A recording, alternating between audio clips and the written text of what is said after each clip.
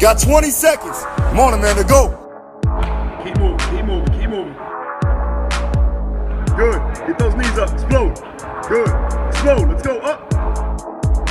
Rock forward. Let's go. One more. Go. You are listening to the Fight Strength Podcast with your hosts, Phil Daru and Jason Burgos. Welcome back, fighting and fitness fans, to an all-new edition of the Fight Strength Podcast. I am Jason Burgos, and with me, as always, is the James Brown of the strength and conditioning industry. He is back from his trip to Las Vegas, Nevada, the site of UFC 213, where a few of his fighters, such as Mark Jacasey and Alexei Olenek, had bouts. That man is American top team strength and conditioning coach Phil Daru. Phil, how was that lovely, just beautiful Las Vegas weather over the weekend? Oh, okay. So that's how we're going to start the show, huh? So multiple people asked me this question, and I can just answer this. It was hot as shit. I think it got up to like 115. Yeah. And on top of that, I'm from Florida. Exactly. So, the breeze, when you get a breeze coming from the ocean, and, it has some humidity out here, it feels better, But in Vegas, it felt like somebody hit me with either like car exhaust. It was like a mixture of that and a blow dryer. It felt crazy weird. I was like, why is this like this? I do not like it. But with that being said, I'm actually going back again a couple months. So hopefully it's not as hot, but we'll see. And that's crazy because, when everybody compares, like, people want to go to Florida on a trip or Vegas on a trip. Like, Florida's so humid and it's hot. Like, Vegas is dry heat. I guess dry heat isn't that enjoyable either. I will take the humidity over that dry shit any day. All right, so for those that may have missed our previous episodes with the likes of Dean Thomas, King Mo, and Dr. Corey Peacock, you can find all of them on either YouTube, iTunes, SoundCloud, or Google Play by searching the show's name on those services. For tonight's episode, we will have one of the latest free agent additions to a growing Bellator roster who just added another big name in Gegard Mousasi yesterday, and that person is the former number one ranked strawweight in the world, Valerie Letourneau. But before we bring on Valerie, we start off with our Ask Phil segment of the show. First question for Phil is from Kev from Shrewsbury. He asks, what advice could you give to an S&C or strength and conditioning coach wanting to work with combat athletes? All right. So, I get this question a lot, and it's definitely prevalent now with the rise of MMA. Now, a lot of strength and conditioning coaches or aspiring coaches, the main thing you want to do is get comfortable with the sport itself. You want to make sure that you understand the ramifications, the bioenergetic demands of the sport, getting to know the fighters in general, what they're doing on a daily basis, and then growing your program from that. I do recommend you actually doing something, maybe training some sort of mixed martial art in that process, even if it's just, putting on a gi and doing Brazilian jiu-jitsu or something along the lines of that. Now, as far as like working with the combat athletes in that realm, you want to make sure that you're actually, talking to these athletes as you're training and getting more involved in the sport. Go to fights, go to even amateur fights and see how that goes. And you would create relationships with these fighters on that level to where they actually can trust in your judgment, trust in your program, and buy into it. And then from there, the list can grow. Fighters talk to other fighters, fighters talk to other coaches, and that's when you can actually really break into the industry. Also, like I said, being a part of something like an American Top Team or some other gym that gives you a leg up. Now, I've been fighting for 8 years. Those of you who know me, I fought for 8 years. I've been a part of American Top Team since I was 19 years old. So the American Top Team, pretty much family has been a part of me for a long time. So it was an easy transition to go into the coaching realm. With that being said, like I said before, you want to make sure that you're very involved in the sport itself. And that will help you take you just jump into that role as a strength and conditioning coach, but you have to know the sport itself. Would you say, because you just mentioned that you were a fighter before you got into it, do you think as a fighter that has helped you with, your training? Do you feel like maybe because the fighters you train, feel that you understand the struggle and the work that goes into it, has that helped build a better trust relationship and, been more advantageous for you? I think it definitely does. What I do and make sure that I always do is put in circumstances of a fight sequence or utilize the exercises and then, basically show them how this would work in a fight. So, in intricate detail, I would just tell them basically, instead of going too high into the science, I will make sure they understand it on the level of, what they're doing inside the cage. And they can see that through my knowledge. And then they also know me as being a fighter, so they understand that I know the process of what they're going through on a personal level, and that does help me a lot with them buying into my program and us getting along as equals. Now, you also mentioned, build relationships, go to amateur shows, and like that. Do you feel that it's a better thing to build relationships with other coaches and, gyms or whatever? Like, is that almost a better way to, like, get your word out there? Or do you have to kind of go up to fighters and kind of sell yourself a little bit at times? I think it's both. I think that, you want to have a good relationship with all your skills coaches that are working with the fighters, because you have that communication line there that where you can actually grow and progress the fighter due to, the communication between, each and every coach that they have. With that being said, you also want to make sure that, I don't like the word selling myself, but making them or letting them realize what I'm doing as an individual, as a coach, and making them buy in to the program, to my philosophy, to my methods from there. And that just comes from, me testing out the waters and actually getting these guys in my system and having them train with me on a daily, weekly basis. All right. Well, on to the next question then. The next question is from Chase Your Dreams 247 from Instagram. He asks, if a fighter has never lifted weights before, how do you incorporate that? How do you get them to realize it's beneficial? My cousin is a multi-time jiu-jitsu world champion who's fighting MMA and has never touched a weight in his life, and I know it could help him. Yeah, so this is a problem that I do have with a lot of my high-level BJJ guys and girls who transfer over into MMA. The key points you want to have in jiu-jitsu, where it's primarily technique and movement based, where MMA is a mixed multiple bioenergetic demands sport. So meaning that in order to be able to compete at a higher level, you must train all these circumstances in a fight that requires some strength and power.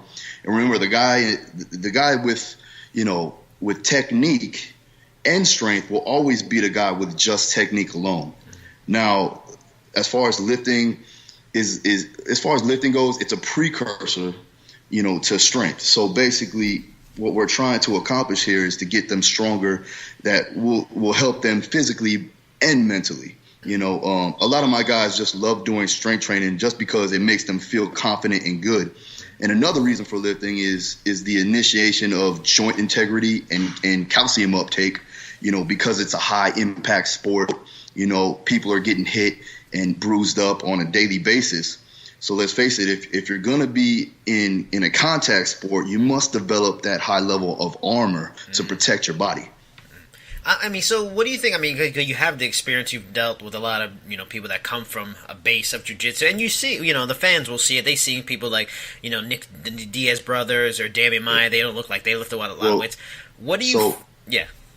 So I just actually, got Hani Yaya in, who's like a multiple world champion, one of the best in the world. Yeah. Also, we got Shoeface that I've been training in multiple camps. These guys are very high level jiu-jitsu guys, but they buy into the program of this isn't just jiu-jitsu, and you have to train. You have to train these physical preparation modalities to be strong enough to withstand blows. And just in general, be a stronger guy in the cage.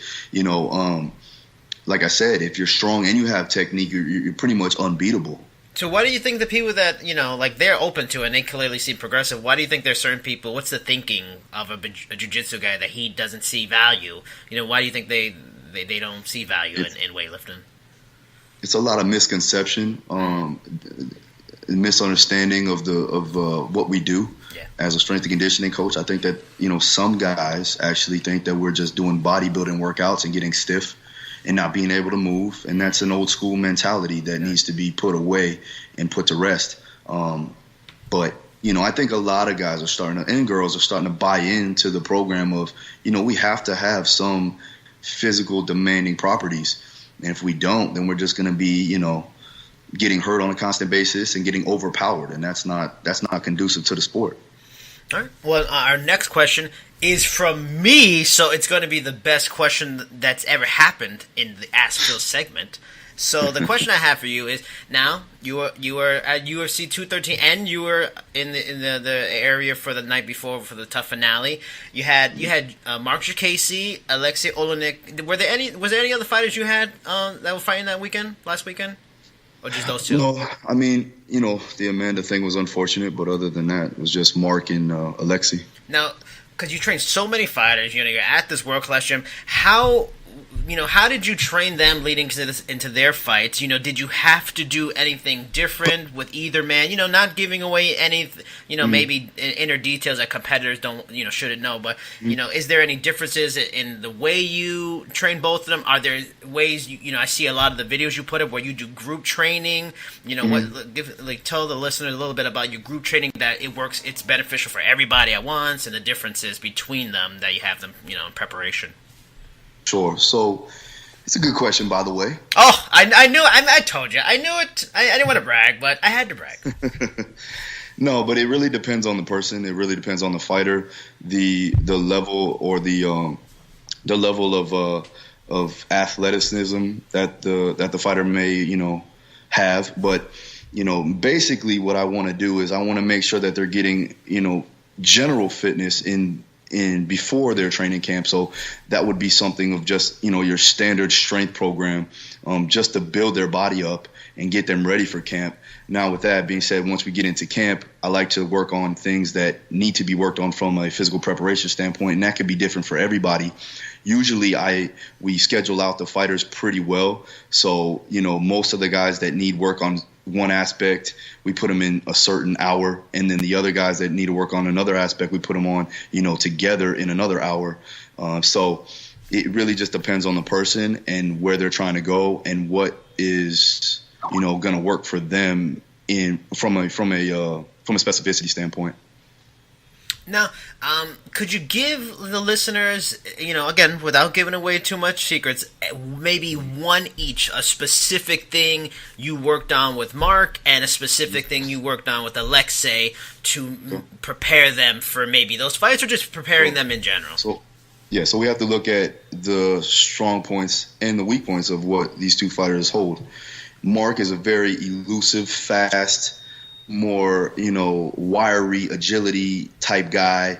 So what I wanted to do was I wanted to enhance his abilities of, being, that fast, explosive guy. So we worked a lot of speed work, a lot of speed endurance and power endurance, so he can actually withstand, that 3 rounds, and keep his speed and keep his agility. The problem here is that, if you didn't see the fight, Mark got injured. He took a bad calf kick and really stopped his movement. Yeah, you could tell something was up once he took the kicks. Yeah, I mean, it was very frustrating, to say the least. But with him, we worked a lot of speed, a lot of agility. He does at times, you know what I mean? He kind of goes off the scale and does some crazy stuff, but that's just being that's just being Mark, and he's still a little green in the game, and he's still very young, But I mean, from that perspective, from our preparation, we just look to enhance his abilities and his strengths, and we just fix his weaknesses, and from there it was just you step in the cage and fight, And anything specific for Alexei? Yeah, as far as Alexei go, obviously they call him boa constrictor, and you've seen it if you watch Saturday night. Yes, good Very Lord. happy for this guy, man. He's 100% a true gentleman. The best guy you probably ever meet, man. But if he gets a hold of you, I swear you will go to sleep, pass out, want to take a nap. And what's his handshake like? I can imagine it's terrible. It's terrible. He always does it to me, and he'll grab me and he'll grab my wrist and my hand, and I feel like it just swallows my hand. I'm just like, this is ridiculous. But we worked a lot of isometric strength with him, and I worked a lot of lateral movement. And we, basically for what Travis was gonna do, we knew that Travis wanted to keep him on the outside, throw a lot of teep kicks, throw a lot of jabs, to keep him at bay. So we were trying to push forward, but make sure that we created a half man. So pushing laterally would be better than just walking forward into him. So I made sure that once we grabbed him, though, it was a wrap. And you seen what happened once he got him to the ground. It was over. Yeah. All right, it is now time to speak with our guest. She was formerly the #1 ranked strawweight in the world and went 5 rounds with one of the best fighters on the planet in Joanna Jędrzejczyk. She is the latest in a string of big-time free agent signings by Bellator to bolster their ever-growing roster, and she is sure to be one of the faces of their women's flyweight division going forward. And that person is Valerie Letourneau. Valerie, how are you doing? I'm good, guys. I had some bad news this week, but besides this, there's a lot of things that I can do, so I'm feeling great. Cool. All right, Val. So let's give the listeners a little bit of a look back and see, when did you actually start fighting and why was that? Oh my God, I've been starting like 19 years ago, so it feels like I feel so old when I say this, but I started training. I was in a juvenile center for like a year and a half, and Hold on. Valerie. What? Not the Valerie I know. What are you talking about? All right. So keep going. Well, they pretty much encouraged me to start doing sports, and then I wanted to start by kickboxing. So I started doing kickboxing when I was 15 and just fell in love with it. And 16 years old, I had my first kickboxing fight. Wow. Awesome. And I just never stopped learning since then. Started doing jiu-jitsu and the wrestling, and I just fell in love with mixed martial art. That's awesome. So now, as far as our move to Bellator, after that long stint in the UFC, how are you feeling about this? Like, what is going through your mind, and is there good thoughts, bad thoughts? What's going on? I'm so excited, especially when I signed with Bellator. To me, I've been struggling so much to fight at 115 strawweight in the UFC. I feel like I've been treated pretty well with the UFC. I had nothing to complain about, but my issue was I was too small for 135 and definitely too big for 115. Not far to be all right, but just 5 pounds that seriously was like mission impossible for me to make 115 healthy. Sure. And I've tried a couple times in different kind of way, and even if all my team put all the effort together, and it's always been a big mess for me to make 115.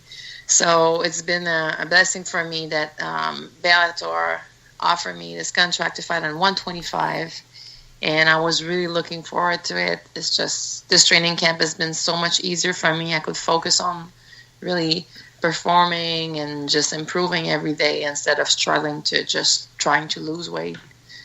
So it's been a big move for me. Now, free agency has long been a major story in other sports, and so you often hear about the process of how organizations recruit athletes, and along with Marloes Coenen, you are by far the most notable female free agent Bellator has added to date. What was the free agency process like for you? I mean, who contacts who? Does Bellator do any actually, wooing? It didn't happen so much being free agent. What happened with the UFC is that they offered me fights at 135, which I was really not interested in too. I knew in a long way I was not going to perform. I lost so much muscle mass to make 115, and then they didn't want me to fight at 115, so we just ended up to an agreement that they had to release me. or I'm gonna have to be forced to retire. Wow. And luckily, after a couple months, especially when they did the fight at 145, and that was not such a big success, they said that they were not going to open 125, and they released me. So that gave me a chance to negotiate with other promotion. But to be honest, I'm at this point with my only I'm fighting, yes, of course, for money, but I really need this big motivation. And for me, it was to fight for Bellator, that I knew that they had these girls, that was some kind of challenge for me, that it was going to push me, and that's a serious organization. So I'm really glad that I had the opportunity to fight for them. So do you feel like you were like pressured at all? Like did they just not want to give you fights anymore at 115? Like did they just want to force you to go to 135? Like how did that come about that, it seemed like 135 is the only option? Well, my last fight, I've missed weight from 1.5 pounds. But it's not, we see a lot of fighters miss weights a couple times. They don't force you to go up in a weight class. To me, the issue was more that I've been close to die almost a couple times for making 115. And what they said is like, we're scared something's going to seriously happen to you. They don't want to be responsible for that. Nobody wants to be responsible for that. And between every fight, they just were telling me, Val, I don't think it's a good idea to make 115 again. And I'm like, I want to fight at 125, but you don't want to let me, and I'm not interested to fight at 135, so I'm going to do it again. But then every time I was putting seriously my health and maybe even my life in danger, because my blood pressure was going so low. And so we just got to a point like, that makes no sense. We're not going to wait till something serious happen and deal with it after it's too late. So pretty much what they told me is that they don't want me to make 115 anymore. Right. This is what they told me on my last fight.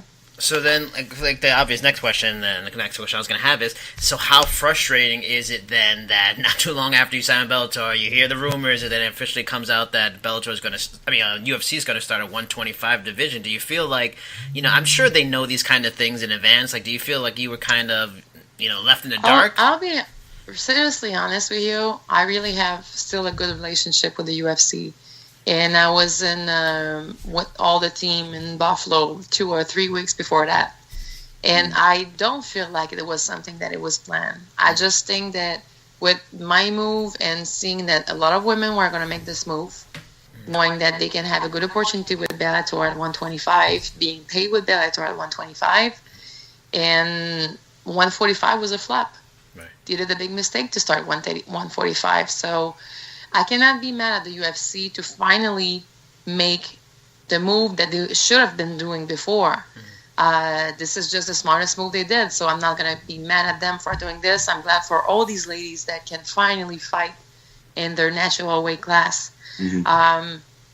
Sad for me, yes, but at the same time, I'm looking at, I said in other interviews, for me, I want to fight for another year and a half. How long is that going to take for them to really open this 125 weight class before I can really get a fight? I am not interested at all to go in that house, Ultimate Fighter's house. Hell no. Excuse me. I want to stay home with my daughter, comfortable, my team, and work with my coaches. I'm really not there at, this point in my life where I want to go in that house. Right. So for me to wait to a couple months for them to open the weight class, this is not interesting for me. I have a better move with Bellator. I'm going to have fights. They want to keep me busy, and they pay me well. So for me, this was the best move. But I'm still glad that they opened it for the other women's over there. Yeah, Val, like I said before, once we got that news, I think that was the best thing for you. I think it was a step in the right direction. Now we can really focus on, doing what we're supposed to be doing instead of worrying about cutting too much weight and dieting down and things like that. Now, you already spoke about, your 125, the new 125 division that you're at now and how you feel. But now let's talk a little bit about how it changed your approach on training. And we can talk a little bit about how we train and how you train with Will, and then your skills training in general. So can you give us a little insight on that? Well, the big change has been, because I think I'm naturally pretty strong, but, for me, you always want to get stronger, faster, work on your power. And for me, the issue at 115 is If I gain 1 pound of muscle, is 1 pound that I'm going to have to cut, an extra pound I'm going to have to the end, which I'm already not capable of. So yes, you want to bring your body to its best, the strongest as possible, the faster as possible. But at the same time, if I'm going to kill it making weight, it makes no sense. All this work is going to be useless at the end. So finally, that I can do my job the way I'm supposed to, fighting in my natural weight class. We changed my training. I love lifting weight. I love feeling my body getting stronger, putting muscle on, and just, when I punch, when I kick, I just feel like I can finally have my 100% of power. For sure. So it's been a big change for me. And, we switched our training. I switched my training with you. I switched my training with Will. But finally, I can focus on being strong instead of just being so scared to gain weight on everything I'm doing. Now this is your 10th year being involved in the sport of MMA. Most fans know how demanding training for MMA can be, and also most know how demanding the job of being a single mother can be. As myself, I was raised by a single mother. How have you managed that balancing act of being a professional fighter and all its demands, and being, have the demands of being a mother and a parent? It's tough. I gotta admit, it's tough. And then my daughter is 14 right now, so I've been through every kind of things with her. She was a baby. It's tough when they're a baby, but then they're 5. You think you went through worse, and then now she's a teenager. So this is another story. And honestly, I would say I think this is the toughest part for me. Not even when she was a baby, I could carry her everywhere I was going. They just follow whatever you want to do, but it's you deal with it. You just do your best, but the better I feel as an athlete, the worse I feel as a mom. The better I feel as a mom, the worse I feel as an athlete. So you're gonna try to balance everything, but everybody has their little thing. I'm struggling as a single mom, but there's people that have health issue in the family. Some people, there's always something. So we deal with her problems and we do our best. Now, we are in a really interesting time in that we are seeing women in empowering roles much more often in the mainstream. Serena Williams, Ronda Rousey, a hugely popular show like Game of Thrones has a lot of strong female characters. Wonder Woman is like the biggest movie in the theaters right now in the summer. What does it mean to you to be at the forefront during a time when women are getting much more recognition for being just as tough as the men, especially as a mother of a teen daughter? I feel so blessed because I've been working so hard, seriously, in a moment when there was like no hope for us. Everybody was laughing in our face, and just imagine, I've been doing this for 19 years. Just think 15 years ago, talking about I want to be the first female fighter in Quebec, in Canada, everybody was laughing in my face, and nobody wants to train you. I mean, if somebody gives you a little bit of time, it's going to be almost a waste of time for them because there's no money to be made with them. And I was really at this point when I turned 30 that something really had to happen because I've been doing this forever.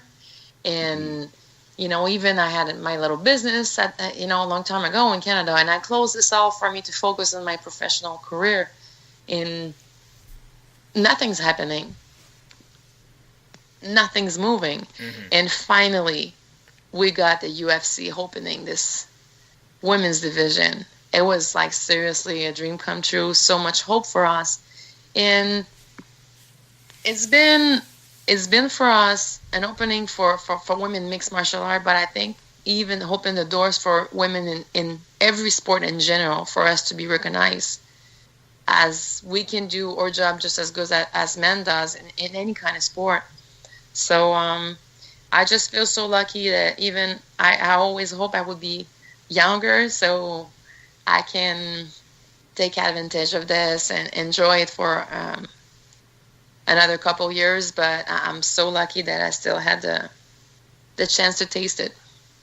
So when you're not busy with the training and being a mom and your daughter, what do you do in your limited, I'm sure, free time for fun? Like, what do you enjoy? What do you do like in leisure time? I'm pretty chill. I like to hang out with my friends. I always have people that come from Canada to visit me, their friends or family. And I I love animals. I think everybody knows I have my friend. She's my dog, and I love gardening. It's probably people that nobody expect that, from a fighter. But I spend my little time in my garden and work on my plants and flowers, and I'm with my dog, so I'm pretty quiet. Phil, do you like gardening too? No. My wife does. She does it outside. I see her watering the flowers and stuff like that. I can't get into it, man. But I tell you this, our flowers look great. Oh, no thanks to you then, I guess, though. She keep your house beautiful. You're right. She does do the job. She's awesome. I'm not gonna lie. Now, Val, one more time in the Canadian voice, please say Bellator. Bellator. Oh, there we go. That's how you close the show. Oh, yeah, he can make fun of me. I made a big mistake 2 weeks ago.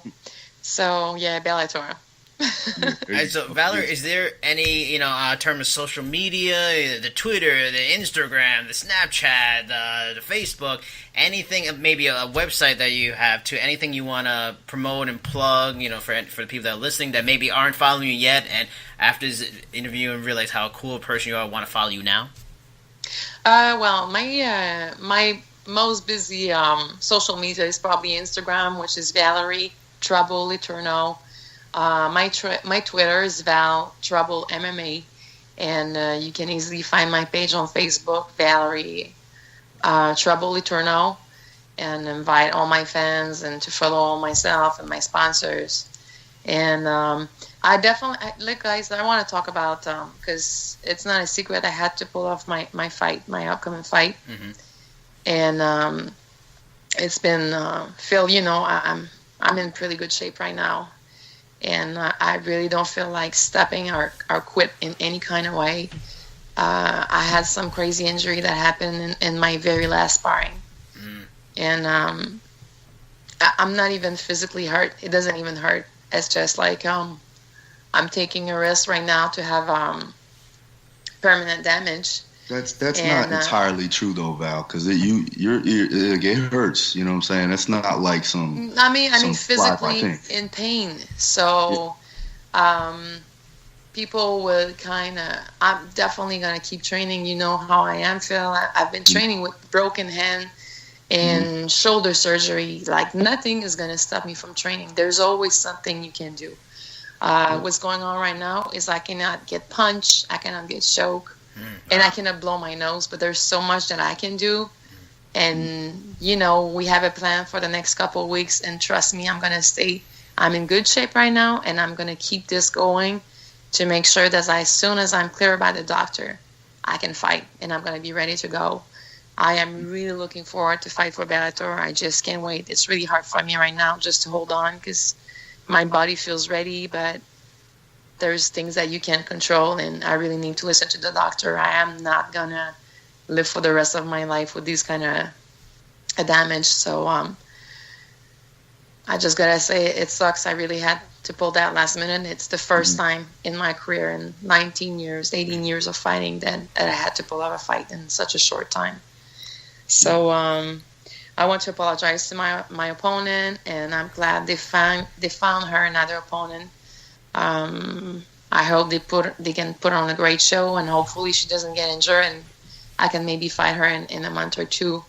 So, I'm just gonna keep training hard and do whatever I can. Yeah, we got another belt to collect, though. Absolutely.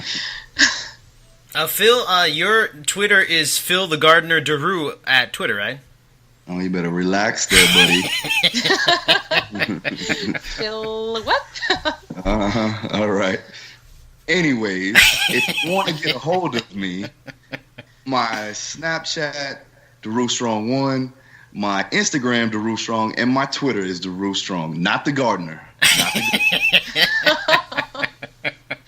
Yeah, I should open one Valley the Gardener for the next couple of weeks. Well, I have my Twitter is Cheap Seats Chad, Instagram Jericho Vendetta. I'm not as clever as Phil. I was silly and made different names, but don't forget to follow the Fight Strength Podcast on Facebook. We have a Facebook page. You can follow us on Twitter at FightStrength_. Thank you so much for Valerie Letourneau for being our guest. I am Jason Burgos. He is Phil DeRue. Bye-bye, everybody. Bye. Thank you so much.